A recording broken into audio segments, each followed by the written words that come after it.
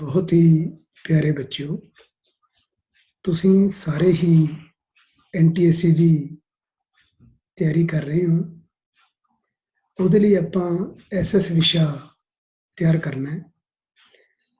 ਉਹਦੇ ਵਿੱਚ ਕਲਾਸ 9ਵੀਂ ਅਤੇ 10ਵੀਂ ਦਾ ਸਾਰਾ ਸਿਲੇਬਸ ਪੇਪਰ ਦੇ ਵਿੱਚ ਆਵੇਗਾ। ਇਸ ਲਈ ਆਪਾਂ ਉਸ ਨੂੰ ਲਾਈਨਵਾਰ ਸਾਰੇ ਲੈਸਨ ਜਿਹੜੇ ਤਿਆਰ ਕਰਾਂਗੇ।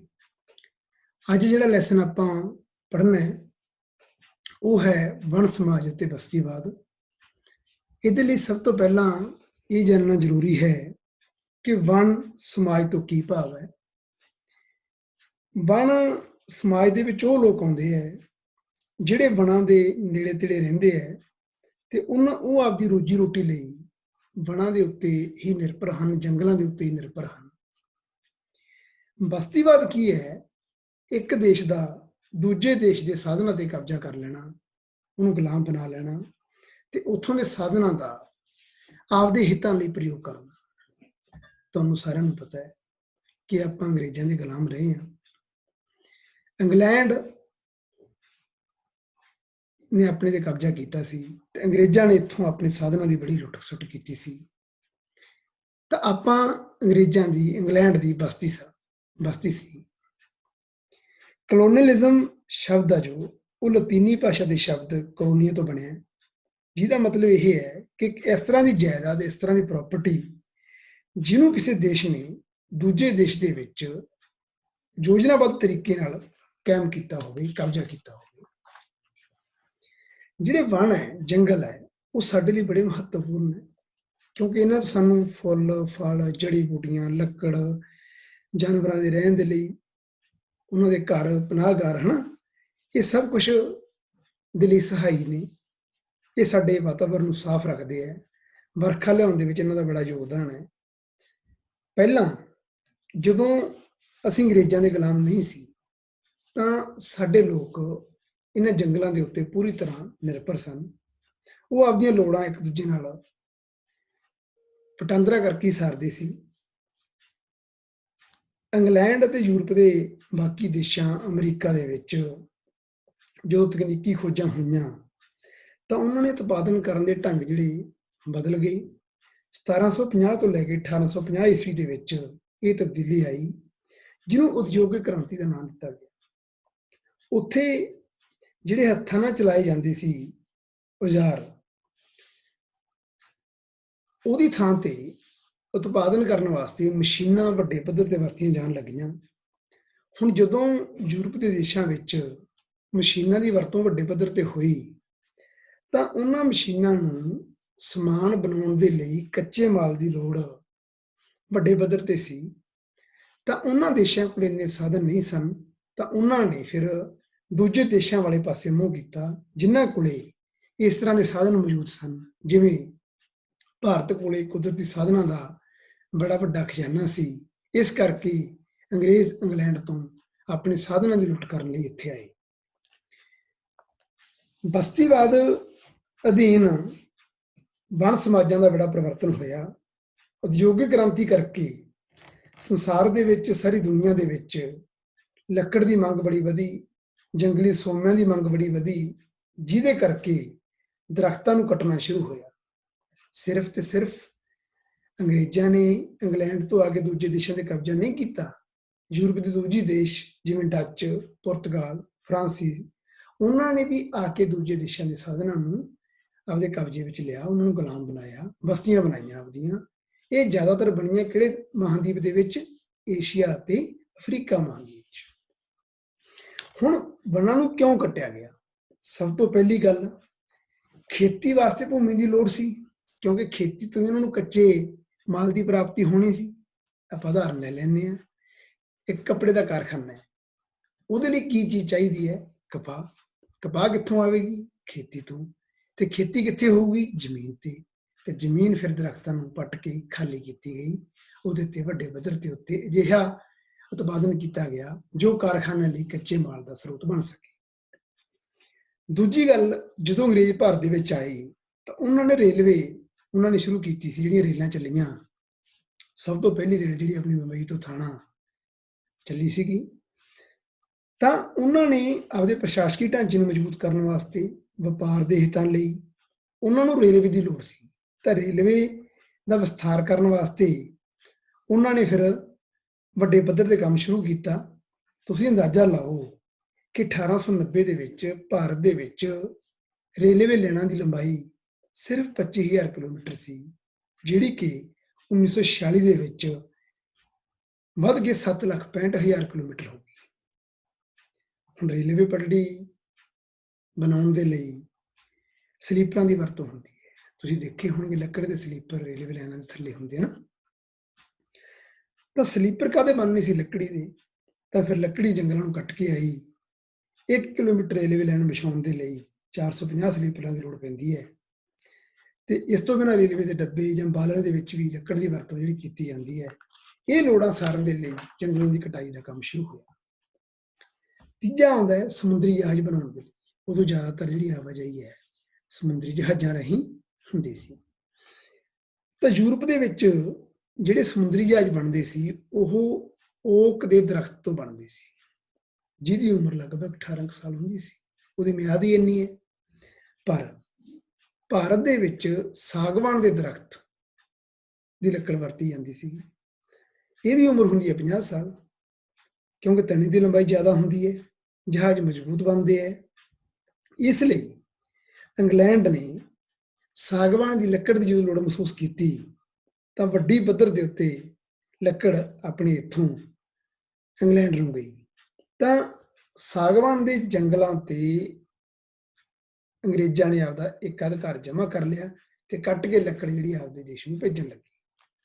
ਇਸ ਲਈ ਵੀ ਜੰਗਲ ਕੱਟੇ ਗਏ। ਉਹਨਾਂ ਨੇ ਆ ਕੇ ਇੱਥੇ ਜਿਹੜੀਆਂ ਆਪਣੀਆਂ ਰਵਾਇਤੀ ਫਸਲਾਂ ਸੀ ਉਹਨਾਂ ਤੋਂ ਹਟ ਕੇ ਵਪਾਰਕ ਫਸਲਾਂ ਦੀ ਖੇਤੀ ਨੂੰ ਉਤਸ਼ਾਹਿਤ ਕੀਤਾ। ਪਟਸਨ, ਚਾਹ, ਕੌਫੀ, ਰਬੜ, ਕਪਾਹ। ਉਦੋਂ ਕੀ ਸੀ ਫਿਰ, ਸਰਕਾਰ ਨੇ ਨਾ ਸਿਰਫ ਕਿਸਾਨਾਂ ਨੂੰ ਉਤਸ਼ਾਹਿਤ ਕੀਤਾ ਬਲਕਿ ਜੰਗਲਾਂ ਦੇ ਖੇਤਰ ਨੂੰ ਸਾਫ਼ ਕਰਕੇ ਵਪਾਰਕ ਫਸਲਾਂ ਦੇ, ਚਾਹ ਦੇ, ਕੌਫੀ ਦੇ, ਰਬੜ ਦੇ ਬਾਗ ਲਾਏ ਗਏ ਤਾਂ ਕਿ ਉਦਯੋਗਾਂ ਦੇ ਲਈ ਕੱਚਾ ਮਾਲ ਇਹ ਇੱਥੋਂ ਲਿਜਾ ਸਕਣ। ਵਨ ਸੰਪਤੀ ਤੇ ਕਬਜ਼ਾ ਕਰਨ ਵਾਸਤੇ ਅੰਗਰੇਜ਼ਾਂ ਨੇ ਬੜੇ ਕਾਨੂੰਨ ਬਣਾਏ, ਵਨ ਕਾਨੂੰਨ ਬਣਾਏ। ਲਾਰਡ ਡਲਹੌਜੀ ਨੇ ਸਭ ਤੋਂ ਪਹਿਲਾਂ 1855 ਦੇ ਵਿੱਚ ਵਨ ਸੁਰੱਖਿਆ ਲਈ ਨਿਯਮ ਬਣਾਏ। ਉਹਨੇ ਕੀ ਕੀਤਾ, ਜਿਹੜੀਆਂ ਮਾਲਾਬਾਰ ਦੀਆਂ ਪਹਾੜੀਆਂ ਆਪਣੇ ਦੱਖਣ ਦੇ ਵਿੱਚ ਉੱਥੇ ਸਾਗਵਾਨ, ਜਿਹੜੀਆਂ ਨੀਲਗਿਰੀ ਦੀਆਂ ਪਹਾੜੀਆਂ ਇਹ ਵੀ ਦੱਖਣ ਦੇ ਵਿੱਚ ਨੇ, ਉੱਥੇ ਬਬੂਲ, ਕਿੱਕਰ ਮਤਲਬ ਤੇ ਨੀਲਗਿਰੀ ਦੇ ਦਰਖਤ ਲਵਾਏ। ਜੰਗਲਾਂ ਦੀ ਕਟਾਈ ਸ਼ੁਰੂ ਹੋਈ ਤੇ ਪਸ਼ੂਆਂ ਦੇ ਚਾਰਨ ਤੇ ਉਹਨੇ ਪਾਬੰਦੀ ਲਾਤੀ। ਜੰਗਲਾਂ ਨੂੰ ਆਮ ਲੋਕਾਂ ਲਈ ਕੱਟਣਾ ਵੀ ਬੰਦ ਕਰਤਾ ਤੇ ਪਸ਼ੂਆਂ ਨੂੰ ਚਾਰਨਾ ਵੀ ਆਮ ਲੋਕਾਂ ਲਈ ਬੰਦ ਕਰਤਾ। ਇੱਕ ਜਰਮਨ ਦਾ ਵਿਅਕਤੀ ਸੀ ਡਾਇਟਰਿਚ ਬ੍ਰੈਡਿਸ਼, ਉਹਨੂੰ ਵਨ ਮਹਾਨਿਰਦੇਸ਼ਕ ਡਾਇਰੈਕਟਰ ਜਨਰਲ ਨਿਯੁਕਤ ਕਰਤਾ। ਉਹਨੂੰ ਅਸਲ ਦੇ ਵਿੱਚ ਭਾਰਤੀ ਬਾਗਬਾਨੀ ਦਾ, ਆਧੁਨਿਕ ਬਾਗਬਾਨੀ ਦਾ ਮੋਢੀ ਮੰਨਿਆ ਜਾਂਦਾ ਹੈ। ਉਹਨੇ ਵਪਾਰਕ ਲੀਹਾਂ ਤੇ ਪਾਇਆ ਇਹ ਸਭ ਕੰਮ। ਉਹਨੇ ਭਾਰਤੀ ਵਨ ਸੇਵਾ ਨਾਮ ਦੀ ਇੱਕ ਸੰਸਥਾ ਬਣਾਈ ਤੇ ਉਹਨੂੰ ਉਤਸ਼ਾਹਿਤ ਕੀਤਾ। ਵਿਗਿਆਨਕ ਬਾਗਬਾਨੀ ਵਿੱਚ ਮੌਜੂਦਾ ਵਣਾਂ ਵਿੱਚੋਂ ਵੱਖ-ਵੱਖ ਕਿਸਮਾਂ ਦੇ ਦਰਖਤਾਂ ਦੀ ਕਟਾਈ ਕੀਤੀ ਗਈ ਤੇ ਇੱਕੋ ਕਿਸਮ ਦੇ ਦਰਖਤ ਆ ਜਿਹੜੇ ਇੱਕੋ ਲਾਈਨ ਦੇ ਵਿੱਚ ਲਾਏ ਗਏ, ਜਿਵੇਂ ਤੁਸੀਂ ਇਹ 'ਚ ਦੇਖ ਰਹੇ ਹੋ। 1855 ਦੇ ਵਿੱਚ ਲਾਰਡ ਡਲਹੌਜੀ ਨੇ ਕਾਨੂੰਨ ਬਣਾਇਆ, ਦਰਖਤ ਲਾਏ। ਤੁਹਾਨੂੰ ਇਹਦੇ ਬਾਰੇ ਦੱਸਤਾ। ਵਿਗਿਆਨਕ ਬਾਗਬਾਨੀ ਦੇ ਵਿੱਚ ਕੀ ਸੀ, ਇੱਕੋ ਪ੍ਰਕਾਰ ਦੇ ਰੁੱਖ ਲਾਏ ਜਾਂਦੇ ਸੀ, ਇੱਕੋ ਕਤਾਰ ਦੇ ਵਿੱਚ ਲਾਏ ਜਾਂਦੇ ਸੀ। ਇਹ ਦੇਣ ਕਿਹਦੀ ਸੀ? ਡਾਇਟਰਿਚ ਬ੍ਰੈਡਿਸ਼ ਦੀ। 1864 ਦੇ ਵਿੱਚ ਇੱਕ ਕਾਨੂੰਨ ਬਣਿਆ, ਭਾਰਤੀ ਵਨ ਵਿਭਾਗ ਦੀ ਸਥਾਪਨਾ ਹੋਈ। ਉਹਦੇ ਤਹਿਤ ਇਹਦਾ ਮੁੱਖ ਕੰਮ ਕੀ ਸੀ? ਵਪਾਰਕ ਬਾਗਬਾਨੀ ਨੂੰ ਉਤਸ਼ਾਹਿਤ ਕਰਨਾ। 1865 ਦੇ ਵਿੱਚ ਇੱਕ ਕਾਨੂੰਨ ਬਣਿਆ, ਉਹ ਵੀ ਇਹਨਾਂ ਵਣਾਂ ਦੇ ਨਾਲ ਸੰਬੰਧਿਤ ਹੀ ਸੀ। ਭਾਰਤੀ ਵਨ ਕਾਨੂੰਨ ਜੋ ਬਣਿਆ ਉਹ ਕੀ ਕਹਿੰਦਾ ਸੀ ਕਿ ਜੰਗਲਾਂ ਦੇ ਉੱਤੇ ਇਹ ਕਾਨੂੰਨ ਲਾਗੂ ਹੈ, ਇਹ ਸਰਕਾਰ ਦੇ ਕੰਟਰੋਲ ਵਿੱਚ ਆ। ਜੰਗਲ ਦੇ ਪ੍ਰਬੰਧ ਲਈ ਸਰਕਾਰ ਕੋਈ ਵੀ ਕਾਨੂੰਨ ਬਣਾ ਸਕਦੀ ਹੈ। ਸਰਕਾਰ ਰੁੱਖਾਂ ਦੁਆਰਾ ਘਿਰੀ ਹੋਈ ਕਿਸੇ ਵੀ ਜ਼ਮੀਨ ਨੂੰ ਸਰਕਾਰੀ ਵਣ ਘੋਸ਼ਿਤ ਕਰ ਸਕਦੀ ਹੈ, ਚਾਹੇ ਕਿਸੇ ਪ੍ਰਾਈਵੇਟ ਬੰਦੇ ਦੀ ਹੋਵੇ। ਉਹ ਜੰਗਲਾਂ ਦੀ ਵਰਤੋਂ ਕਰਨ ਵਾਲੇ ਲੋਕਾਂ ਦੇ ਅਧਿਕਾਰਾਂ ਬਾਰੇ ਇਹਦੇ ਵਿੱਚ ਕੁਝ ਨਹੀਂ ਕਿਹਾ ਗਿਆ ਤੇ ਉਹਨਾਂ ਲੋਕਾਂ ਤੇ ਰੋਕ ਹੀ ਲਗਾਈ ਗਈ। 1878 ਦੇ ਵਿੱਚ ਭਾਰਤੀ ਵਣ ਐਕਟ ਜੋ ਬਣਿਆ, ਕਾਨੂੰਨ ਬਣਿਆ, ਉਹਦੇ ਵਿੱਚ ਜੰਗਲਾਂ ਦੀਆਂ ਬੇਟਾ 3 ਕਿਸਮਾਂ ਬਣਾਤੀਆਂ ਉਹਨਾਂ ਨੇ। ਇੱਕ ਤਾਂ ਸੀ ਰਾਖਵੇਂ ਵਣ, ਇੱਕ ਸੁਰੱਖਿਅਤ ਵਣ ਤੇ ਗ੍ਰਾਮੀਣ। ਰਾਖਵੇਂ ਵਣ ਉਹ ਸੀ ਬੇਟਾ ਜਿਹਦੇ ਵਿੱਚ ਵਪਾਰਕ ਉਤਪਾਦਨ ਦੇ ਲਈ ਇਹਨਾਂ ਦੀ ਲੱਕੜੀ ਜਿਹੜੀ ਹੈਗੀ ਵਰਤੀ ਜਾਣੀ ਸੀ। ਇਹਨਾਂ ਵਣਾਂ ਦੇ ਵਿੱਚ, ਜੰਗਲਾਂ ਦੇ ਵਿੱਚ ਪਸ਼ੂਆਂ ਦੇ ਚਾਰਨ ਤੇ ਖੇਤੀ ਕਰਨ ਦੇ ਉੱਤੇ ਰੋਕ ਲਗਾ ਦਿੱਤੀ ਗਈ, ਮਤਲਬ ਕੋਈ ਜਾ ਹੀ ਨਹੀਂ ਸੀ ਸਕਦਾ। ਸੁਰੱਖਿਅਤ ਵਣ ਉਹ ਸੀ ਜਿਹਦੇ ਵਿੱਚ ਪਸ਼ੂਆਂ ਨੂੰ ਚਾਰਨ ਤੇ ਖੇਤੀ ਕਰਨ ਦੇ ਉੱਤੇ ਰੋਕ ਲਗਾਈ ਗਈ ਸੀ, ਪਰ ਕੁਝ ਲੋਕ ਉਹਦਾ ਕੁਝ ਢੰਗ ਨਾਲ ਵਰਤੋਂ ਕਰ ਸਕਦੇ ਸੀ। ਕਈ ਵਾਰੀ ਉਹ ਰਿਸ਼ਵਤ ਦੇ ਕੇ, ਟੈਕਸ ਦੇ ਕੇ ਇਸ ਤਰ੍ਹਾਂ ਦੇ ਜੰਗਲਾਂ ਦੀ ਵਰਤੋਂ ਕਰ ਲੈਂਦੇ ਸੀ।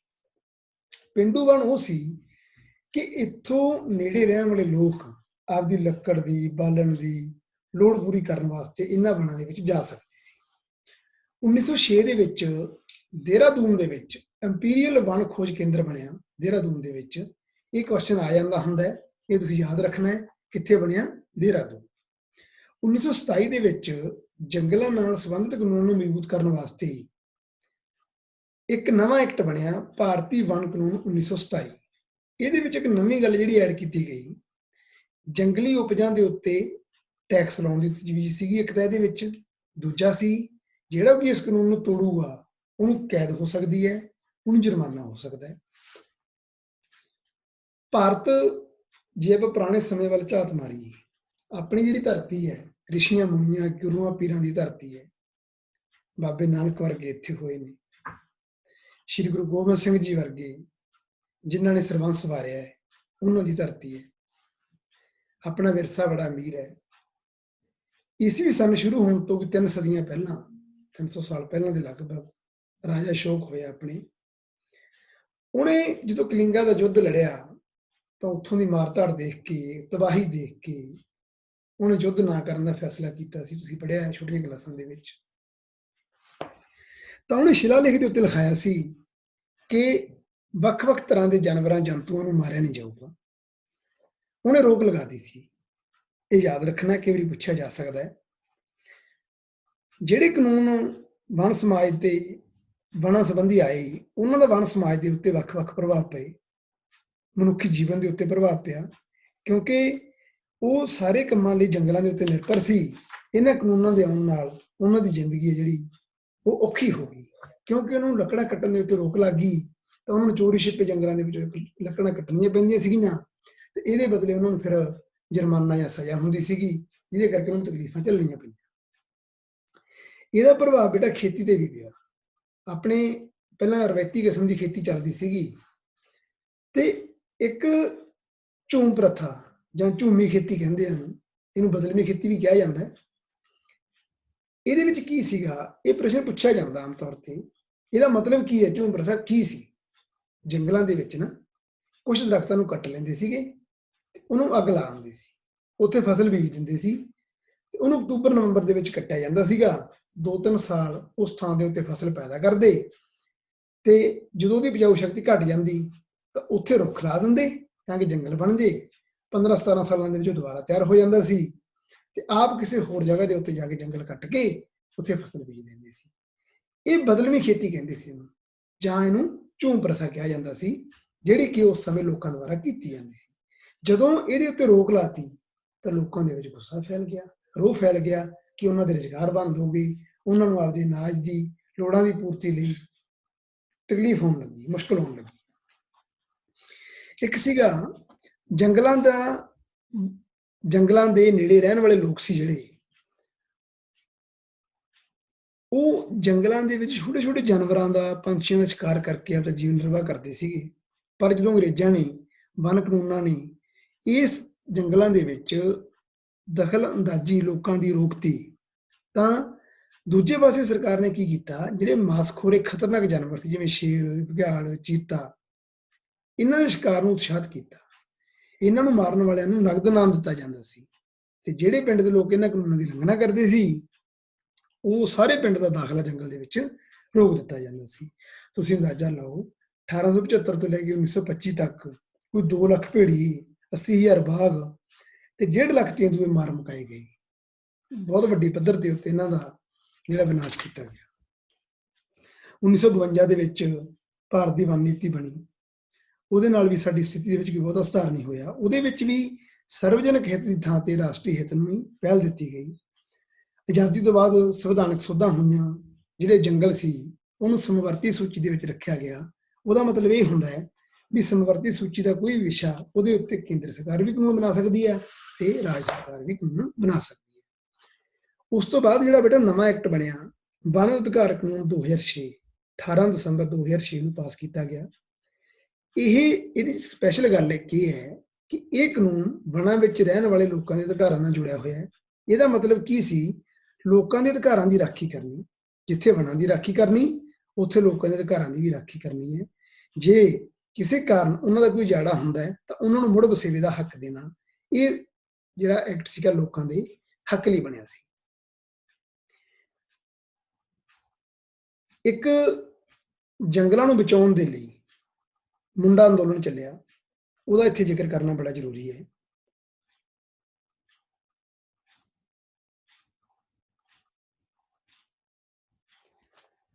ਜਲ, ਜੰਗਲ ਤੇ ਜ਼ਮੀਨ ਦੀ ਰਾਖੀ ਲਈ ਜਿਹੜਾ ਅੰਦੋਲਨ ਚੱਲਿਆ, ਉਸ ਅੰਦੋਲਨਾਂ ਦੇ ਵਿੱਚੋਂ ਮੁੰਡਾ ਅੰਦੋਲਨ ਜਿਹੜਾ ਬੜਾ ਅਹਿਮ ਹੈ। ਇਹਦਾ ਇੱਕ ਆਗੂ ਸੀ ਬਿਰਸਾ ਮੁੰਡਾ। ਆਦੀਵਾਸੀ ਸੀ ਇਹ, ਜਿਹੜੇ ਜੰਗਲਾਂ 'ਚ ਰਹਿੰਦੇ ਸੀ।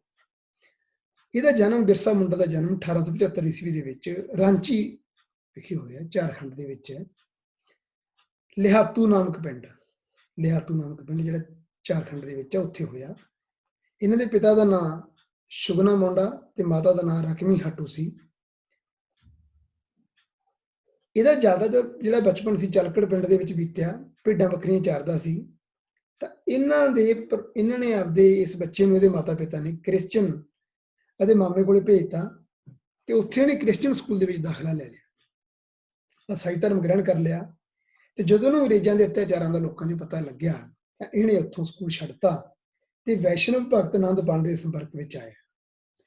1886 ਤੋਂ ਲੈ ਕੇ 1890 ਤੱਕ ਇਹਦੇ ਜੀਵਨ ਦਾ ਬੜਾ ਨਿਰਣਾਇਕ ਮੋੜ ਰਿਹਾ। ਇਹਦੇ ਮਨ ਵਿੱਚ ਅੰਗਰੇਜ਼ਾਂ ਪ੍ਰਤੀ ਵਿਦਰੋਹ ਦੀ ਭਾਵਨਾ ਪੈਦਾ ਹੋਈ, ਗੁੱਸਾ ਆਇਆ, ਕਿਉਂਕਿ ਜੰਗਲਾਂ ਨੂੰ ਉਹ ਪਿਤਾ ਤੇ ਜ਼ਮੀਨ ਨੂੰ ਮਾਤਾ ਦੀ ਤਰ੍ਹਾਂ ਪੂਜਦੇ ਸੀਗੇ ਆਦੀਵਾਸੀ। ਤੇ ਜਦੋਂ ਜੰਗਲਾਂ ਪ੍ਰਤੀ ਅੰਗਰੇਜ਼ਾਂ ਦੇ ਬਣਾਏ ਕਾਨੂੰਨ ਇਹਨਾਂ ਨੂੰ ਉੱਥੋਂ ਬੇਦਖਲ ਕਰ ਗਏ ਤਾਂ ਇਹਨਾਂ ਦਾ ਜਿਹੜਾ ਗੁੱਸਾ ਉਹਨਾਂ ਪ੍ਰਤੀ ਵਧਣਾ ਹੀ ਸੀ। ਤਾਂ ਇਸ ਮੁੰਡਾ ਅੰਦੋਲਨ ਨੇ ਵੱਖ-ਵੱਖ ਪੱਖਾਂ ਤੋਂ ਲੋਕਾਂ ਨੂੰ ਨਾਲ ਜੋੜਿਆ, ਉਹਨਾਂ ਨੂੰ ਗਠਿਤ ਕੀਤਾ ਤੇ ਆਪਣੇ ਨਾਲ ਚਲਾਇਆ। 1895 ਦੇ ਵਿੱਚ ਵਣ ਸੰਬੰਧੀ ਬਕਾਏ ਦੀ ਮਾਫੀ ਦਾ ਅੰਦੋਲਨ ਚੱਲਿਆ। ਸਰਕਾਰ ਨੇ ਅੰਦੋਲਨਕਾਰੀ ਦੀਆਂ ਮੰਗਾਂ ਨੂੰ ਠੁਕਰਾਤਾ ਤਾਂ ਬਿਰਸਾ ਮੁੰਡਾ ਨੇ ਇੱਕ ਨਾਅਰਾ ਦਿੱਤਾ, ਅਬੂਆ ਦੇਸ਼ ਮੇਂ ਅਬੂਆ ਰਾਜ, ਤੇ ਸੰਘਰਸ਼ ਦਾ ਵਿਕਲਪ ਬਚਾਤਾ। ਇਹਨੂੰ 8 ਅਗਸਤ 1895 ਨੂੰ ਚਲਕੜ ਸਥਾਨ ਤੋਂ ਗ੍ਰਿਫਤਾਰ ਕਰਕੇ 2 ਸਾਲਾਂ ਲਈ ਜੇਲ੍ਹ ਭੇਜਤਾ। 1897 ਦੇ ਵਿੱਚ ਜਦੋਂ ਇਹਨੂੰ ਰਿਹਾ ਕੀਤਾ ਤਾਂ ਉਦੋਂ ਸਾਰੇ ਖੇਤਰ ਵਿੱਚ ਸੋਕਾ ਪੈ ਗਿਆ ਤੇ ਇਹਨੇ ਆਪਦੇ ਵਿਚਾਰਾਂ ਨਾਲ ਲੋਕਾਂ ਨੂੰ ਜਾਗਰਤ ਕੀਤਾ ਤੇ ਲੋਕ ਉਹਨੂੰ ਧਰਤੀ ਬਾਬਾ ਦੇ ਤੌਰ ਤੇ ਪੂਜਣ ਲੱਗੇ। ਇਹ ਯਾਦ ਰੱਖਿਓ ਬੇਟਾ, ਧਰਤੀ ਬਾਬਾ। ਇਹਨਾਂ ਦੇ ਵਿੱਚ ਲੜਾਈਆਂ ਹੁੰਦੀਆਂ ਰਹੀਆਂ 1897 ਤੋਂ ਲੈ ਕੇ 1900 ਦੇ ਵਿੱਚ 3 ਸਾਲ ਇਹ ਮੁੰਡਾ ਵਿਦਰੋਹੀ ਸੀਗੇ ਜਿਹੜੇ ਅੰਗਰੇਜ਼ਾਂ ਨਾਲ ਲੜਦੇ ਰਹੇ। 1897 ਦੇ ਵਿੱਚ ਕੀ ਹੋਇਆ, 497 ਮੁੰਡਾ ਵਿਦਰੋਹੀਆਂ ਨੇ ਖੁੰਟੀ ਥਾਣੇ ਦੇ ਉੱਤੇ ਹਮਲਾ ਕਰਤਾ। 1898 ਦੇ ਵਿੱਚ ਤਾਂਗਾ ਨਦੀ ਦੇ ਇਲਾਕੇ ਵਿੱਚ ਵਿਦਰੋਹੀਆਂ ਨੇ ਅੰਗਰੇਜ਼ੀ ਸੈਨਾ ਨੂੰ ਵੀ ਪਿੱਛੇ ਧੱਕਤਾ। ਦੇਖੋ ਕਿੱਡੀ ਵੱਡੀ ਪਾਵਰ ਸੀ ਇਹਨਾਂ ਦੀ, ਪਰ ਬਾਅਦ ਵਿੱਚ ਅੰਗਰੇਜ਼ੀ ਸੈਨਾ ਨੇ ਸੈਂਕੜੇ ਆਦਿਵਾਸੀਆਂ ਨੂੰ ਮੌਤ ਦੇ ਘਾਟ ਉਤਾਰ ਦਿੱਤਾ ਕਿਉਂਕਿ ਉਹਨਾਂ ਕੋਲ ਪਾਵਰ ਸੀਗੀ। 14 ਦਸੰਬਰ 1899 ਨੂੰ ਬਿਰਸਾ ਮੁੰਡਾ ਨੇ ਅੰਗਰੇਜ਼ਾਂ ਦੇ ਖਿਲਾਫ ਯੁੱਧ ਦਾ ਐਲਾਨ ਕਰਤਾ, ਜੋ ਕਿ 1900 ਵਿੱਚ ਸਾਰੇ ਇਲਾਕੇ ਦੇ ਵਿੱਚ ਫੈਲ ਗਿਆ। ਤੇ ਅੰਗਰੇਜ਼ਾਂ ਨੇ ਕੀ ਕੀਤਾ, ਬਿਰਸਾ ਮੁੰਡਾ ਦੀ ਗ੍ਰਿਫਤਾਰੀ ਉੱਤੇ ਇਨਾਮ ਦਾ ਐਲਾਨ ਕਰਤਾ ਤੇ ਕੁਝ ਲੋਕਾਂ ਨੇ ਲਾਲਚ ਦੇ ਵਿੱਚ ਆ ਕੇ 3 ਫਰਵਰੀ 1900 ਨੂੰ ਧੋਖੇ ਨਾਲ ਇਹਨੂੰ ਗ੍ਰਿਫਤਾਰ ਕਰਾਤਾ, ਰਾਂਚੀ ਜੇਲ੍ਹ ਦੇ ਵਿੱਚ ਭੇਜਿਆ ਗਿਆ। ਤੇ ਅੰਗਰੇਜ਼ਾਂ ਨੇ ਇਹਨੂੰ ਇੱਕਦਮ ਨਹੀਂ ਮਾਰਿਆ ਕਿਉਂਕਿ ਲੋਕਾਂ ਦਾ ਰੋਹ ਫੈਲ ਜਾਣਾ ਸੀ। ਇਹਨੂੰ ਇਸ ਤਰ੍ਹਾਂ ਦਾ ਜ਼ਹਿਰ ਦਿੱਤਾ ਗਿਆ ਜਿਹੜਾ ਹੌਲੀ ਹੌਲੀ ਅਸਰ ਕਰੇ ਤੇ ਹੌਲੀ ਹੌਲੀ ਉਹਦੀ ਜਿਹੜੀ ਮੌਤ ਹੈ 9 ਜੂਨ 1900 ਨੂੰ ਉਹਦੀ ਮੌਤ ਹੋ ਗਈ। ਪਰ ਲੋਕਾਂ ਨੂੰ ਇਹ ਦੱਸਿਆ ਕਿ ਇਹਦੀ ਜਿਹੜੀ ਮੌਤ ਆ ਉਹ ਹੈਜੇ ਕਰਕੇ ਹੋਈ ਹੈ ਤਾਂ ਕਿ ਲੋਕ ਭੜਕ ਨਾ ਜਾਣ। ਇਹਦੀ ਪਤਨੀ ਨੂੰ, ਇਹਦੇ ਬੱਚਿਆਂ ਨੂੰ, ਇਹਦੇ ਸਾਥੀਆਂ ਨੂੰ ਮੁਕੱਦਮੇ ਚਲਾ ਕੇ ਵੱਖ-ਵੱਖ ਤਰ੍ਹਾਂ ਦੀਆਂ ਬੜੀਆਂ ਘਿਨਾਉਣੀਆਂ ਸਜ਼ਾਵਾਂ ਦਿੱਤੀਆਂ ਗਈਆਂ। 25 ਸਾਲ ਦਾ ਜੀਵਨ ਇਸ ਵਿਅਕਤੀ ਨੇ, ਬਿਰਸਾ ਮੁੰਡਾ ਨੇ ਬਤੀਤ ਕੀਤਾ, ਪਰ 25 ਸਾਲਾਂ ਦੀ ਜ਼ਿੰਦਗੀ ਦੇ ਵਿੱਚ ਉਹਨੇ ਲੋਕਾਂ ਨੂੰ ਜਾਗਰਤ ਕਰਕੇ ਅੰਗਰੇਜ਼ਾਂ ਦੇ ਵਿਰੁੱਧ ਜੂਝਣ ਦਾ ਜਜ਼ਬਾ ਲੋਕਾਂ ਦੇ ਵਿੱਚ ਭਰਿਆ। ਉਹਦਾ ਨਾਂ ਜਿਹੜਾ ਹਮੇਸ਼ਾ ਭਾਰਤੀ ਇਤਿਹਾਸ ਦੇ ਵਿੱਚ ਕਾਇਮ ਰਹੇਗਾ। ਇਹਦੇ ਨਾਲ ਹੀ ਇੱਕ ਵਨਾਂ ਨੂੰ ਬਚਾਉਣ ਬਾਰੇ ਜੁੜੀ ਹੋਈ ਹੋਰ ਗੱਲ, ਰਾਜਸਥਾਨ ਤੁਹਾਨੂੰ ਸਾਰਿਆਂ ਨੂੰ ਪਤਾ ਹੈ, ਥਾਰ ਦਾ ਮਾਰੂਥਲ, ਰੇਤਲਾ ਇਲਾਕਾ ਹੈ, ਬਨਸਪਤੀ ਦੀ ਘਾਟ ਹੈ, ਪਾਣੀ ਹੈ ਨਹੀਂ। ਇੱਥੋਂ ਦੇ ਲੋਕ ਜੰਡ ਦੀ ਪੂਜਾ ਕਰਦੇ ਸੀ, ਜੰਡ ਖੇਜੜੀ, ਕਿਉਂਕਿ ਉੱਥੇ ਪਾਣੀ ਦੀ ਘਾਟ ਹੈ, ਇਸ ਕਰਕੇ ਇੱਥੇ ਕੰਡਾਲੀ ਬਨਸਪਤੀ ਇਸ ਤਰ੍ਹਾਂ ਦੀ ਹੁੰਦੀ ਹੈ। ਇਹਦੀਆਂ ਜਿਹੜੀਆਂ ਫਲੀਆਂ ਉਹ ਰਾਇਤੇ ਵਿੱਚ ਖਾਣ ਲਈ ਵਰਤਦੇ ਸੀਗੇ, ਚਾਰੇ ਦੇ ਲਈ ਇਹਦੇ ਪੱਤੇ ਵਰਤਦੇ ਸੀ, ਤੇ ਸ਼ੰਗਾਈ ਤੋਂ ਬਾਅਦ ਇਹਦੇ ਜਿਹੜੀ ਲੱਕੜੀ ਸੀ ਉਹ ਬਾਲਣ ਦੇ ਤੌਰ ਤੇ ਵਰਤਦੇ ਸੀ।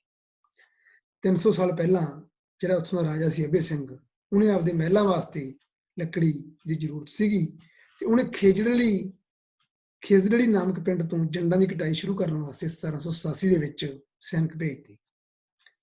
ਸੈਨਿਕ ਗਏ ਜੰਗਲਾਂ ਨੂੰ ਕੱਟਣ ਦੇ ਲਈ, ਤਾਂ ਉੱਥੇ ਇੱਕ ਔਰਤ ਸੀਗੀ ਅੰਮ੍ਰਿਤਾ ਦੇਵੀ ਬਿਸ਼ਨੋਈ, ਉਹਨੇ ਇਸ ਗੱਲ ਦਾ ਵਿਰੋਧ ਕੀਤਾ, ਕਹਿੰਦੀ ਵੀ ਮੈਂ ਜਿਹੜੇ ਜੰਗਲ ਹੈ ਇਹ ਨਹੀਂ ਕੱਟਣ ਦੇਣੇ। ਚਲੋ ਉਹ ਰੁੱਖਾਂ ਦੇ ਨਾਲ ਲਿਪਟ ਗਈ, ਸੈਨਿਕਾਂ ਦਾ ਜ਼ੋਰ ਜ਼ਿਆਦੇ ਸੀ, ਪਰ ਉਹ ਜੰਗਲਾਂ ਦੇ ਵਿੱਚੋਂ ਜੰਡ ਦੇ ਦਰਖਤ ਨਾਲ ਲਿਪਟ ਗਈ। ਉਹਦੀਆਂ 3 ਕੁੜੀਆਂ ਸੀਗੀਆਂ, ਉਹ ਵੀ ਉਹਦੇ ਨਾਲ ਲੱਗੀਆਂ। ਸੈਨਿਕਾਂ ਨੇ ਉਹਦਾ ਜਿਹੜਾ ਸਿਰ ਹੈ ਧੜ ਨਾਲੋਂ ਅਲੱਗ ਕਰਤਾ, ਉਹਨੂੰ ਮਾਰਤਾ। ਤੇ ਬਿਸ਼ਨੋਈ ਭਾਈਚਾਰਾ ਫਿਰ ਜਦੋਂ ਉਹਨਾਂ ਨੂੰ ਪਤਾ ਲੱਗਿਆ ਇਸ ਗੱਲ ਦਾ, ਸਾਰੇ ਲੋਕ ਹੀ ਉੱਠ ਖੜੇ ਤੇ ਉਹ ਰਾਜੇ ਵਿਰੁੱਧ ਸੰਘਰਸ਼ ਸ਼ੁਰੂ ਹੋ ਗਿਆ। ਸੰਘਰਸ਼ ਹਿੰਸਕ ਹੋ ਗਿਆ, ਮਾਰਾ ਮਰਾਈ ਸ਼ੁਰੂ ਹੋ ਗਈ, ਤੇ ਰਾਜੇ ਦੇ ਸੈਨਿਕਾਂ ਨੇ ਕੀ ਕੀਤਾ, 363 ਦੇ ਲਗਭਗ ਲੋਕਾਂ ਦੀ ਹੱਤਿਆ ਕਰਤੀ। ਤੇ ਜਦੋਂ ਹੱਤਿਆ ਕਰਤੀ ਤਾਂ ਲੋਕਾਂ ਦਾ ਵਿਦਰੋਹ ਹੋਰ ਵੱਧ ਗਿਆ, ਤੇ ਰਾਜੇ ਨੂੰ ਇਹ ਆਪਦਾ ਫੈਸਲਾ ਵਾਪਸ ਲੈਣਾ ਪਿਆ। ਰੁੱਖਾਂ ਦੀ ਜਿਹੜੀ ਹੈਗੀ ਕਟਾਈ ਉਹ ਤੇ ਰੋਕ ਲਾ ਦਿੱਤੀ ਗਈ, ਤੇ ਉਸ ਇਲਾਕੇ ਨੂੰ ਰੁੱਖਾਂ ਤੇ ਜਾਨਵਰਾਂ ਲਈ ਸੁਰੱਖਿਅਤ ਕਰ ਦਿੱਤਾ ਗਿਆ। ਅੱਜ ਵੀ ਜਿਹੜਾ ਬਿਸ਼ਨੋਈ ਭਾਈਚਾਰਾ ਹੈ, ਜਿਨ੍ਹਾਂ ਨੇ ਉਸ ਸਮੇਂ ਇੱਕ ਔਰਤ ਨੇ ਆਵਾਜ਼ ਉਠਾਈ ਸੀ, ਅੱਜ ਵੀ ਜਿਹੜੇ ਉਹ ਲੋਕ ਹੈ ਰੁੱਖਾਂ ਦੀ, ਜੰਗਲਾਂ ਦੀ, ਜਾਨਵਰਾਂ ਦੀ ਰੱਖਿਆ ਦੇ ਲਈ ਆਪਦਾ ਯੋਗਦਾਨ ਪਾ ਰਹੇ ਹੈ। ਇਸ ਅੰਦੋਲਨ ਤੋਂ ਬਿਨਾਂ ਹੋਰ ਵੀ ਬੜੇ ਅੰਦੋਲਨ ਚੱਲੇ, ਜਿਨ੍ਹਾਂ ਨੇ ਲੋਕਾਂ ਨੂੰ ਵਾਤਾਵਰਣ ਪ੍ਰਤੀ ਜਾਗਰੂਕ ਕੀਤਾ। ਅੱਜ ਵੀ ਆਪਾਂ ਲੋੜ ਮਹਿਸੂਸ ਕਰਦੇ ਹਾਂ ਕਿ ਵਾਤਾਵਰਣ ਤਾਂ ਹੀ ਸਹੀ ਰਹੂਗਾ ਜੇ ਅਸੀਂ ਦਰਖਤਾਂ ਨੂੰ ਉਗਾਵਾਂਗੇ। ਇਸ ਕਰਕੇ ਆਪਾਂ ਨੂੰ ਵੀ ਜਿਹੜੇ ਦਰਖਤ ਨਹੀਂ ਕੱਟਣੇ ਚਾਹੀਦੇ ਤੇ ਦਰਖਤਾਂ ਨੂੰ ਬਚਾਉਣਾ ਚਾਹੀਦਾ ਹੈ। ਬੇਟਾ ਇੰਨਾ ਹੀ ਆਪਣਾ ਪਾਠ ਹੈ ਇਹ, ਇਹਦੇ ਵਿੱਚ ਆਏ ਹੋਏ ਪ੍ਰਸ਼ਨ ਹੈ ਜਿਹੜੇ ਉਹਨਾਂ ਨੂੰ ਤੁਸੀਂ ਧਿਆਨ ਨਾਲ ਦੇਖਣਾ ਹੈ, ਸੁਣਨਾ ਹੈ, ਪੜ੍ਹਨਾ ਹੈ ਤੇ ਇਹਦੀ ਤਿਆਰੀ ਕਰਨੀ ਹੈ। ਇਹਦੀ ਮੈਂ ਤੁਹਾਨੂੰ ਇੱਕ ਵਰਕਸ਼ੀਟ ਦੇਵਾਂਗਾ, ਜਿੰਨੇ ਵੀ ਪ੍ਰਸ਼ਨ ਇਹਦੇ ਵਿੱਚ ਬਣਨੇ ਨੇ ਉਹ ਸਾਰੇ ਦੀ ਵਰਕਸ਼ੀਟ ਤੁਹਾਨੂੰ ਮੈਂ ਦੇਵਾਂਗਾ, ਤੁਸੀਂ ਉਹਨੂੰ ਹੱਲ ਕਰਨਾ ਹੈ। ਜਦੋਂ ਹੱਲ ਕਰ ਲਿਆ ਉਸ ਤੋਂ ਅਗਲੇ ਦਿਨ ਇਹਦੇ ਆਨਸਰ ਜਿਹੜੇ ਤੁਹਾਨੂੰ ਭੇਜੇ ਜਾਣਗੇ, ਤੁਸੀਂ ਉਹਦੇ ਨਾਲ ਮਿਲਾਨ ਕਰਨਾ ਹੈ ਤੇ ਪੂਰੀ ਚੰਗੀ ਤਰ੍ਹਾਂ ਤਿਆਰੀ ਕਰਨੀ ਹੈ। ਧੰਨਵਾਦ।